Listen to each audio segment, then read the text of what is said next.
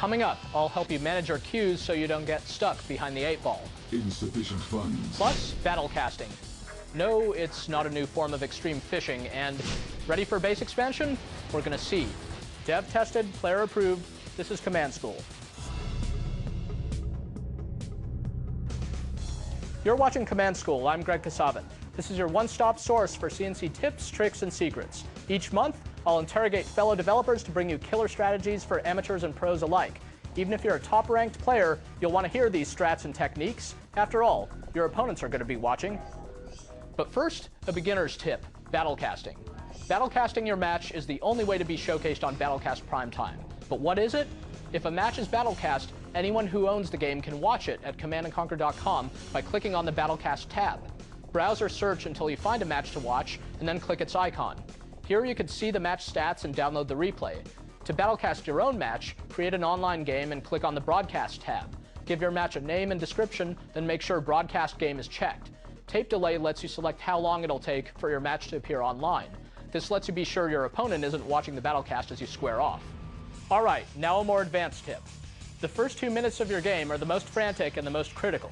What you do with these 2 minutes is referred to as your build order, and it dictates your strategy for the rest of the game. First, I'll show you a balanced build order.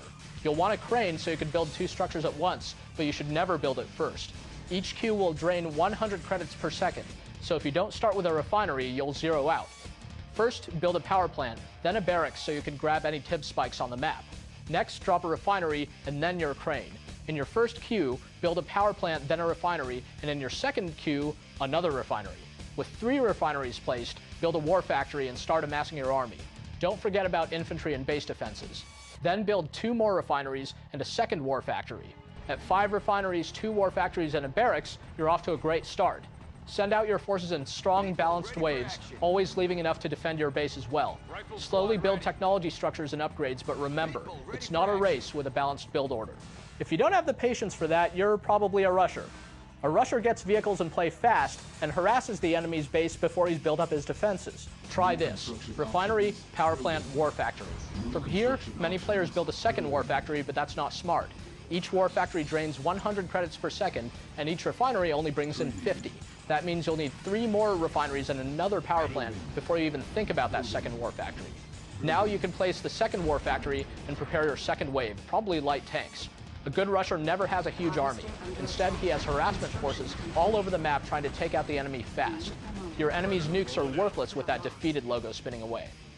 Those are 2 of the most popular build orders. Try them out and see which one works best for you, then adapt it to your own unique playstyle. And of course, keep watching Command School for more smart and sometimes wacky build orders, from the Tech Turtle to the MCV Charge and everything in between. With all the base creeping online these days, it's rare to see a surveyor in action. Players prefer to expand by dropping expensive airfields end-to-end in a strategy known as the creep. The truth is, a surveyor or explorer or emissary is actually a better way to go. Think about it. With your structures close, it only takes 2 or 3 base defenses to protect against engineers and commandos. Not true in a long creep.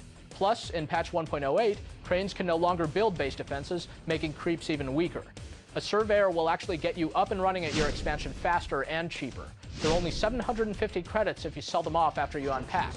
But using a surveyor is tricky. It has very few hit points, and often your opponent will have a few light tanks waiting in ambush at your expansion field. That's 1,500 credits down the drain. Try unpacking it just out of sight of the expansion field, or, if you're feeling particularly ruthless, unpack it at your opponent's base just out of sight. From here, you can place a war factory and all the base defenses you can afford.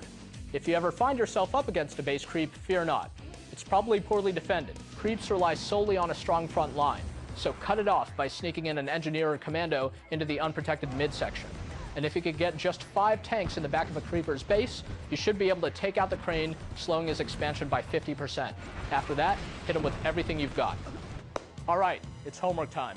Hop online and battlecast your match, then show off your new build orders, surveyor rushes, and structuring superiority. Then tune in next time for more exclusive tips, tricks, and strategies straight from the CNC3 developers themselves. For Command & Conquer TV, I'm Greg Kasavin.